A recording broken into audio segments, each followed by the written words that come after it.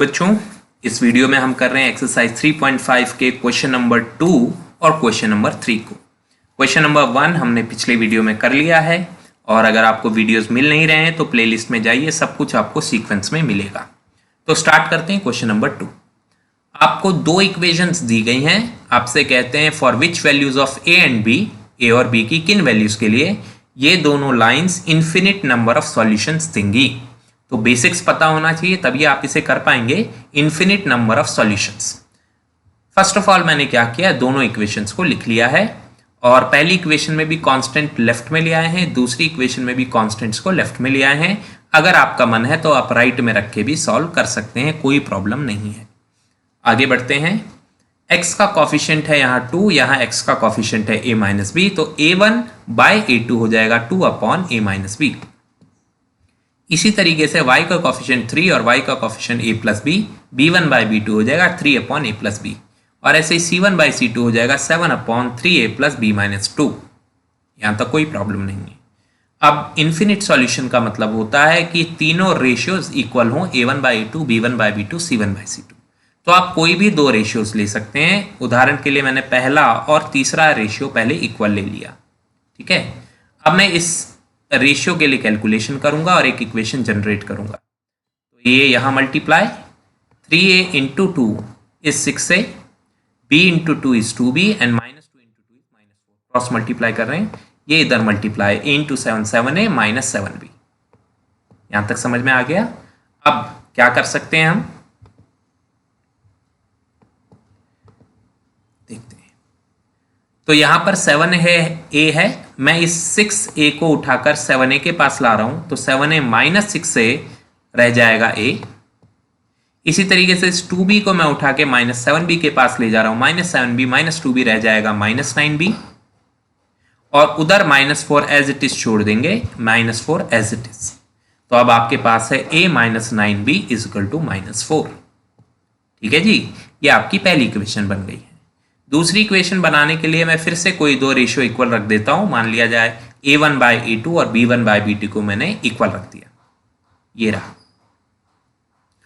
तो इसको इधर ले जाएंगे 2a प्लस 2b और इसको इधर ले जाएंगे 3a माइनस 3b, और फिर इस 2a को 3a के पास ले गए माइनस करने, तो 3a माइनस 2a से आ जाएगा a।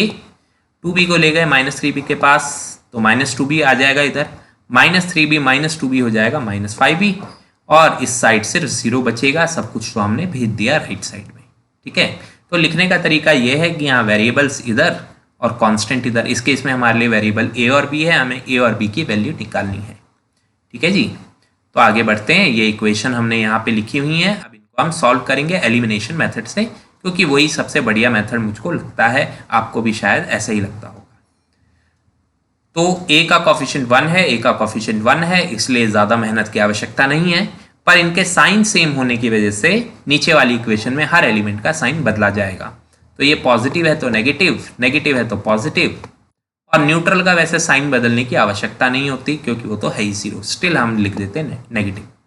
a माइनस a कट जाएगा vertically 0, minus 9b plus 5b हो जाएगा माइनस 4b, और इक्वल में भी हमारे पास है माइनस 4। अब दोनों तरफ नेगेटिव से नेगेटिव कटे और b की वैल्यू आएगी 4 बाय 4 यानी कि 1। b की वैल्यू आ गई 1। अब इस b की वैल्यू को आप पुट कर सकते हैं इस इक्वेशन में, तो a माइनस 5 इंटू बी की वैल्यू हम 1 पुट कर रहे हैं यहाँ पर, 5 1 जा 5, ठीक है, इक्वल टू 0। तो यहाँ से a की वैल्यू आ जाएगी बेटे, a की वैल्यू आ जाएगी 5, ठीक है। अब आपके पास a भी आ गया और b भी आ गया, आपका क्वेश्चन फिनिश होता है। नेक्स्ट देखते हैं, सेकंड पार्ट है for which value of k, k की किस वैल्यू के लिए नो सॉल्यूशन हमें मिलेगा। याद कीजिए नो सॉल्यूशन क्या होता था, a1 bye a2 b1 by b2 के बराबर होना चाहिए, पर c1 बाय c2 के बराबर नहीं होना चाहिए। तो देखते हैं इस क्वेश्चन को। सबसे पहले a1 3 है, a2 2k माइनस 1 है, a1 बाय a2, b1 1 है, y का कॉफिशिएंट, b2 k माइनस 1 है, तो 1 अपॉन k माइनस 1, और c1 बाय c2 हो गया minus 1 upon minus 2k minus 1। नीचे नेगेटिव कॉमन लीजिए, ऊपर से काटिए, तो 1 अपॉन 2k प्लस 1 ये आ जाएगा।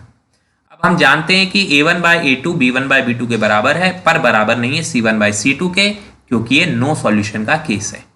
तो जस्ट पहले दो रेशियोज हमको सॉल्व करने हैं, नॉट इक्वल टू को रहने दीजिए, इसको सॉल्व कीजिए पहले। तो k माइनस 1 3 से मल्टीप्लाई तो आ जाएगा 3k माइनस 3, और 2k माइनस 1 1 से मल्टीप्लाई तो सेम 2k माइनस 1 ही आ जाएगा। अब इस 2k को 3k के पास ले जाइए तो 3k माइनस 2k k हो जाएगा, और माइनस 3 को माइनस 1 के पास लाइए तो माइनस 3 यहाँ पर आकर हो जाएगा प्लस 1, ठीक है ना। तो माइनस 1 के पास आके हो गया प्लस 3, माइनस 1 प्लस 3, और हमारे पास बचा 2, तो k की वैल्यू आ गई 2। तो यही हमारा आंसर है। अब देखते हैं question number 3। Solve the following pair of linear equation by substitution. तो सब्सटीट्यूशन से तो हम करेंगे, ये कोर्स में है, एंड क्रॉस मल्टीप्लिकेशन मेथड को हम नहीं करेंगे बिकॉज ये आउट ऑफ कोर्स जा चुका है, ठीक है। पर हाँ, एक वीडियो अलग से क्रॉस मल्टीप्लिकेशन की बता देंगे, कई बच्चों को शौक होता है चीज़ें सीखने का, तो वो ठीक है, नॉलेज के लिए सीख लीजिएगा उसको। फिलहाल सब्सटीट्यूशन से कैसे सॉल्व करना है। तो सब्सटीट्यूशन टेक्निक क्या कहती है कि आप दोनों में से कोई भी एक इक्वेशन उठाइए, उससे x निकाल लीजिए। मुझे दूसरी इक्वेशन छोटी लग रही है इसलिए मैं इसको सॉल्व करूंगा। 3x को यहीं छोड़ा, राइट साइड में 4 है, और 2y प्लस 2y को ले गए उधर तो हो गया माइनस 2y, और फिर 3 से डिवाइड कर देंगे तो x आ जाएगा 4 माइनस 2y बाय 3। एक बार आपको x की वैल्यू मिल गई इक्वेशन नंबर 2 से, तो इसको आप फर्स्ट में पुट कर सकते हैं। तो फर्स्ट इक्वेशन थी 8x, तो x की जगह कौन आ गया है 4 माइनस 2y बाय 3।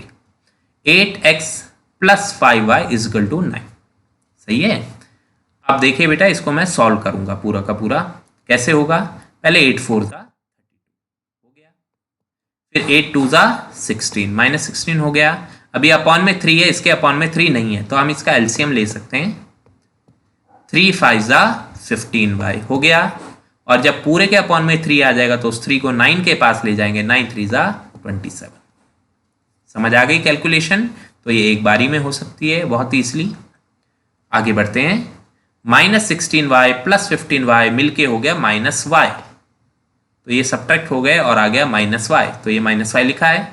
32 को ले गए राइट साइड में, 27 माइनस 32 कितना हो जाएगा माइनस 5। 27 minus 32 is minus 5। दोनों तरफ नेगेटिव कटेंगे, y की वैल्यू आ जाएगी 5। एक बार आपका y आ गया तो आप इसमें पुट करके x निकाल सकते हैं। तो x होगा 4 minus 2 into 5, 2 5 10, 4 minus 10 is minus 6, minus 6 by 3 is minus 2, ठीक है। तो डायरेक्ट आपका आंसर आ जाएगा। और ये क्रॉस मल्टीप्लाई तो नॉट इन कोर्स है अकॉर्डिंग टू लेटेस्ट सिलेबस, इसको छोड़ देते हैं। इस वीडियो में इतना ही, अगले वीडियो में हम करेंगे क्वेश्चन नंबर 4। Thank you.